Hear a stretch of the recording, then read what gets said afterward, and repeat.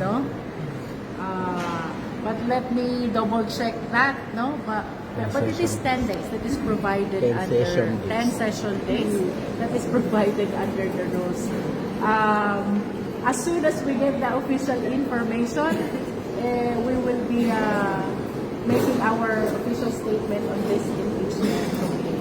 Ma'am, pero medyo malamig po sina DS Puno dun sa impeachment, ano po, and sabi rin niya ay parang nagbago na rin kasi yung rules of impeachment dahil sa decision ng Supreme Court. How it will affect yung DBBM impeachment? Well, it actually a judgment that rests upon the individual members, no?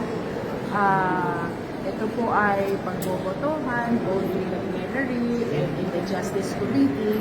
So, what is material here is the individual judgment of the members of the committee as well as that of the 20th Congress. So hindi po magagaya. Ma'am, di ba yung sa House Committee on Justice, meron po yung specific time period to decide on the case, on the complaint. But let me go over the rules first, no?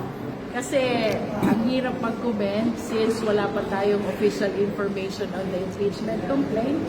As soon as we get an official information, we will be making a statement on that. So, but definitely hindi po ito magagaya dun sa paraan ng yung proseso na ginawa kay Vice President Sara Duterte, yung impeachment po sa kanya. These are two different modes Kasi yung kay VP, it was filed by at least 1/3 of the members of the House. And that is the subject matter of the decision of the Supreme Court, which the House of Representatives filed a motion for reconsideration, which is still unresolved.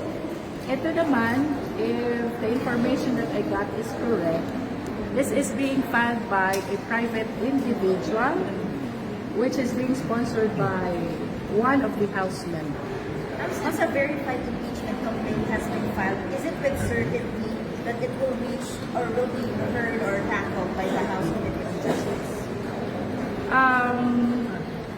I believe so. Because that is what is provided under the rules, no? Kaya lang ang task natin pagdating sa rules is to see to it that the impeachment complaint is substantial, compliant both in form and in substance. No? I could recall that we have 60. What's this? I'm always confused between calendar days and session days to hear this impeachment complaint, no?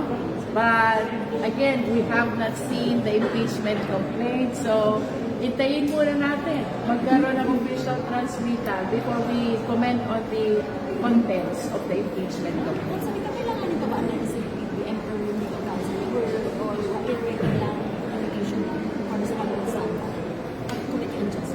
As far as I can recall, they have the discretion to attend or not to attend as part of the requirement of due process. Ma'am, kakayanin ba kung sakasakaling dalawang impeachment versus the President and versus the Vice President, kaya po ng Justice Committee? I have a lot of faith on the members of the Justice Committee. Magagaling ang mga members ng Justice Committee, so I am confident, isa o dalawa, I think the Justice Committee can confidently discharge its functions. Paano magiging schedule nito ba? If ever. Again, let us wait until the official transmittal of the impeachment. Not for the record, how do we determine sufficiency in form and substance for the Justice Committee? Well, pag sinabi natin sufficiency in form, ito yung dapat verified, tapos signed by, sponsored by a House member, things like that, no? Pag sinabi naman natin in substance, and he supported yung grounds for impeachment as provided under the rules. There's sufficient evidence that support the ground for impeachment. O, yun na lang muna. Okay po.